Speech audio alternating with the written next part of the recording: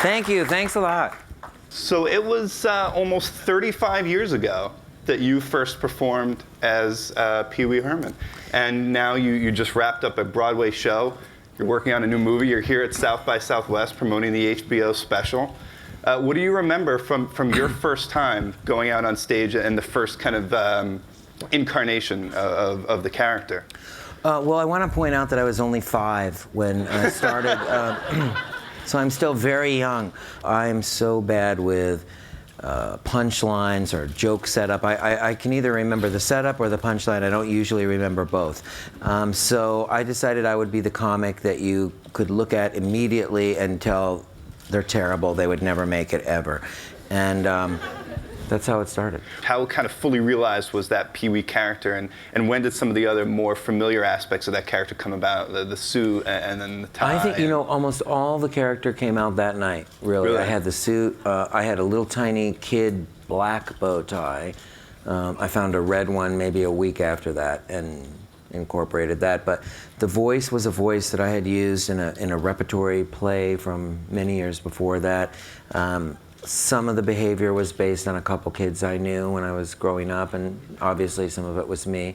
When I look back at that original HBO special, I'm struck always with how sweet Pee-wee is, because he was never that sweet again. Like he got snarkier and snarkier, and most people that I work with, particularly people I write with, have always said like that their favorite thing is Pee-wee angry or Pee-wee pissed off or snarky Pee-wee. So I try to weave that in as hard as it is for me to be like that. And when I was starting out, every journalist I spoke to 30 years ago asked me, "What are you going to do when Pee-wee?" When you age. Right. And I just kept thinking, like, I don't know, that just what never a lovely was. problem to have. Yeah, I think you'll be seeing Pee-wee in a turtleneck soon. Oh yeah, the biggest laugh so far.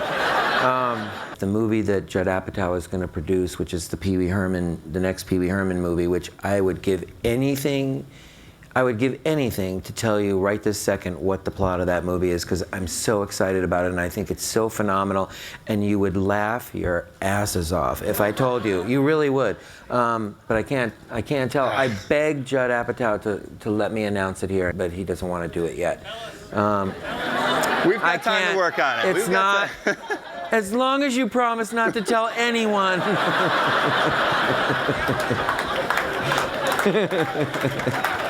When did it become important for you to have the audience believe that Pee-wee was a real person, or to not see the man behind the character? At a certain point, very soon after, if not the night that Pee-wee Herman was born, the reaction was so different to that character than any other character I had done. And I had 15 or 20 other characters, pretty strong characters at the Groundlings. But I just knew somehow, I just had this funny feeling like, concentrate on this is what you should be doing. I always felt like there was an element of performance art to Pee-wee Herman that I would try to make the public believe that was a real person. So I guess it was really only performance art to me, because no one ever knew at the time that I was a different person. I was always billed as Pee-wee Herman. I did my interviews as Pee-wee Herman. I went many years without ever being photographed out of character, until one day when I was photographed out of character. And I always felt that really what I did in that way was why everything turned out so extreme. I felt like there was just such a strong juxtaposition between like my mugshot and my Pee-wee pictures, and there was nothing ever in between that. So, in hindsight, I could say maybe that backfired, but I don't really believe that, because I have no regrets really about anything other than turning down to host the White House Easter egg hunt under Reagan.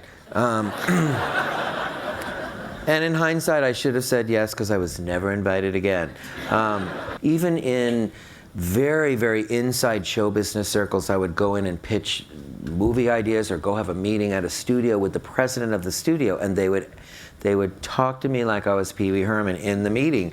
They would say, "We're going to pay you $25, Pee-wee. What do you think?" And it would just be, it'd be really odd. But your career, you had talked about Phil and the Groundlings, and your career really could have gone off in a different direction as you auditioned for Saturday Night Live. the Pee-wee Herman Show was 100% created out of spite for not getting Saturday Night Live, and terror and panic, because I really felt like I was in this kind of up-and-comer category at the time where I was being spotlighted in little sections of magazines and stuff, like a guy to watch out for kind of thing. Yeah.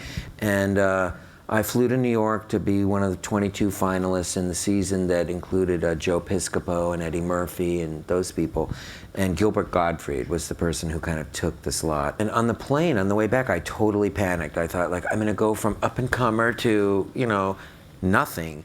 And I just thought, you better really do something about this and take control. So I became a writer and a producer and a director out of, I felt like necessity. I still produce and I still write, and I may or may not direct. I don't know yet about that, but it's all stuff I don't really want to do. I'd rather not be a writer because writing's really hard for me. But anybody out there who's considering writing, you should totally go for it. I think that's my biggest thing I tell people who ask, like, how did you make it, or what would your advice be? Just as a quick aside, Big Adventure is sometimes now taught in screenwriting classes because it follows such a classic format, and the reason for that is because I'd never written a movie before. I bought Sid Field's The Screenplay,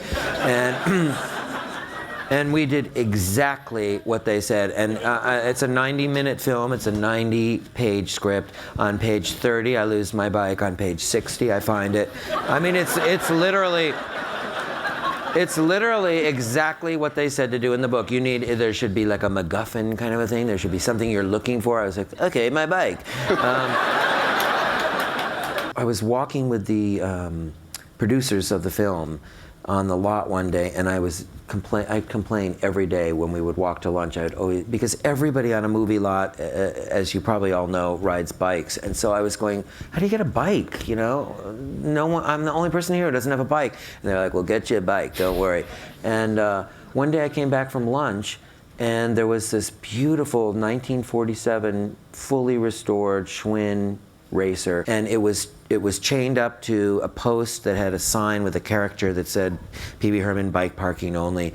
And I looked at it and went, oh my God, like I'm writing the wrong movie. And literally, this will date it a tiny bit, ran in and pulled the paper out of the electric typewriter bigger than this table, and just started, the bike, he loves the bike. And then almost a year to the day after the movie premiered, Pee-wee's Playhouse debuted on CBS in 1986. And that was as a result of the president of CBS Children's Programming, an incredible woman named Judy Price, approached my manager at the premiere of Big Adventure at the Chinese Theater in Hollywood and said, would he like to do a cartoon?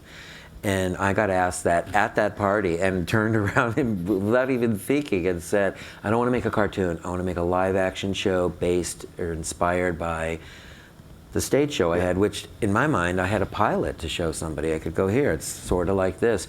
And CBS said yes without even seeing it. She said yes right there at the party, said, wow. Yeah, fine. And they said to me in the first meeting at CBS, you can do anything you want, we'll never tell you anything. And they lived up to that. I mean, I had probably 3 notes from CBS over 5 years. The first note I got was, you can't stick pencils in potatoes.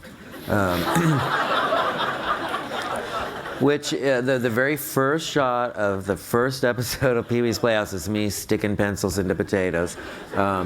So I said, why? And they went, oh, I don't know.